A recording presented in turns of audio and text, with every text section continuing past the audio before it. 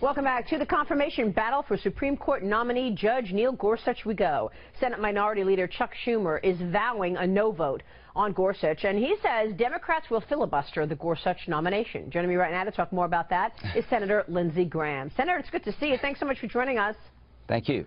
Well, you know, it's a head scratcher because Neil Gorsuch has done so well in those confirmation hearings, and we know that he had 100% approval when he was trying to get a lower seat judge, and the Democrats loved him. So now Chuck Schumer is saying absolutely not. What do you think's behind this? Politics. He's running scared of the left, who's gone absolutely insane after Trump won the election. This has nothing to do with Neil. It has everything to do with the Democratic base and the hard left taking over the Democratic Party. Chuck Schumer has been a destructive force, in my opinion, when it comes to the traditions of the Senate. Neil Gorsuch has decided 2,700 cases. In the last 10 years, he's been overturned once. 97% of his decisions have been in the unanimous in the 10th Circuit. 99% of the time, he's been in the majority. He had the highest rating available by the American Bar Association of well qualified, a 900-page report on who he was as a judge and a person. 500 lawyers from left, right, middle said he's one of the most talented judges in the entire country. Donald Trump did a home run pick with him. There's no better Republican judge to be picked anywhere. A Republican president could not have chosen better than Neil Gorsuch, so this is just all politics with Schumer, and I hope some people in his party care about the Senate and the country and will not go where Schumer leads them. Yeah, I think you make so many important points there, Senator. Do you think that the Democrats will be able to push it forward, or do you think they will be able to knock this down? I don't know. I can tell you what I did. I didn't vote for Obama, but he nominated Sonia Sotomayor and Elena Kagan. I voted for both of them. I got a lot of pushback at home because people don't like it when you lose an election and they don't want you to vote for the other side's judges. But my standard has been, were they well qualified? Were they somebody a Democrat could pick that was well qualified? They certainly were. I voted for Alito and Roberts. Neil Gorsuch is every bit as qualified as the four I voted for. So I was able to go back home in South Carolina and say that I'm going to follow the Constitution, which is advise and consent, not replace, and I did fine. You know, Scalia got 98 votes, Ginsburg got 96 votes. This is all sort of new. It started when the Democrats changed the rules in 2013 to pack the circuit court.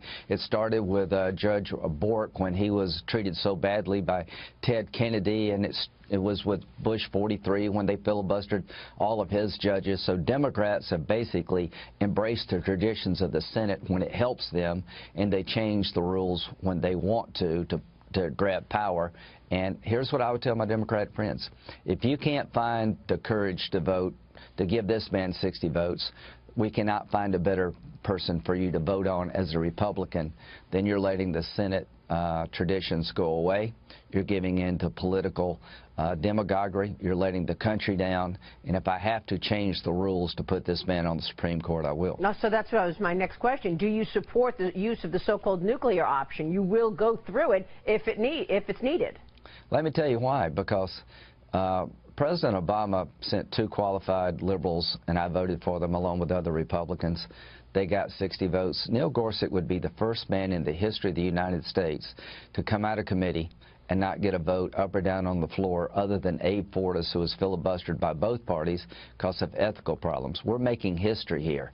So I'm hoping that I don't have to do this. I'm hoping that 8 Democrats will realize that this is one of the best choices available to President Trump. He could not have done better, and give him 60 votes so we don't turn the Senate upside down. Yeah, I mean, you know, what gets me is that after such a contentious election, you would think that everybody recognizes that the American people want you guys to just get to work. But to continue fighting over, oh, it's not my party and I'm going to push back because Merrick Garland wasn't, you know, there was pushback on him, it's just totally against what the American people want to see right now. I think it explains how President Trump actually won. The bottom line is they don't believe you can be conservative and mainstream. This is one of the most qualified people in America to be a judge. He's been on the 10th Circuit Court for 10.5 years. has won nothing but accolades. I mean, he is a legal genius. So qualifications are not the issue. It is all about politics. And here was the Democratic Party has done after the election. I think they're going crazy. I think they're turning their party over to the most liberal people in the country, and it's going to have an effect on the country and effect on them. And they're not getting the message that most of America would like to see us do better up here. That's right. That's right. And meanwhile, they're riding this Russia story, this Russia narrative. You know, Devin Nunes was very clear that in what he found in terms of his findings and the surveillance of the Trump transition team, there was no mention of Russia at all. Yeah, I don't know why he did what he did. I want to go wherever the facts take us when it comes to what Russia did in our election. Here's what I believe. There was no surveillance of the Trump campaign by the Obama administration.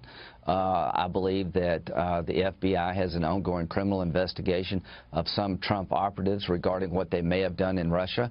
And what Nunes said was perplexing to me. If we are surveilling people out there who are foreign agents and an American runs into them, that is incidental collection. But here's what I want to have happen. I want the Congress to get to the bottom of this.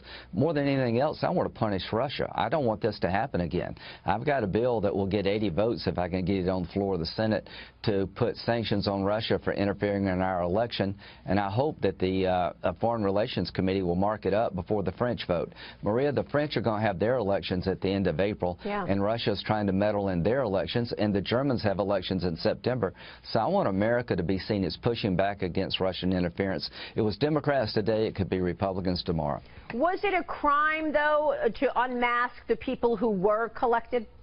Could be. I want to find out who the leakers are. Right. So I want to find out who's leaking all these conversations the president has with foreign leaders, and that is a crime. Yeah. And if you are unmasking Americans as a result of incidental collection and distributing their names throughout the system, that is wrong. Yeah. I want to find that out. But the big issue for me, above all else, is that Russia tried to interfere with our elections. I don't believe they changed the outcome, but if we don't stop them, others could do it in the future, and Russia will be back our way if they don't pay a price.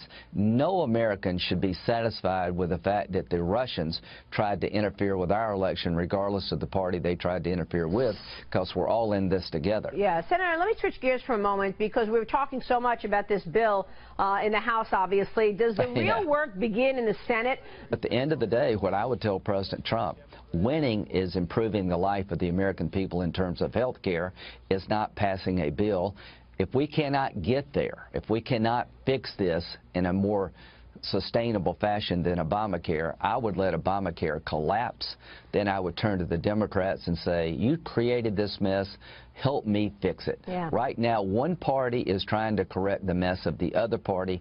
The best outcome for the American people is to require the Democrats to help Republicans fix the mess they created, rather than Republicans creating a new mess. There's so many stakes that are so high at this point. Does tax reform then get backed up? Is tax reform largely a 2018 situation then, and not a 17 deal? I don't know why we started with health care, to be honest with you. Neither do I, sir. I really don't. This was like, you got a chance to, like, lower people's taxes, repair bad trade deals, deregulate America. We're going to win or lose on how we affected the Trump voter.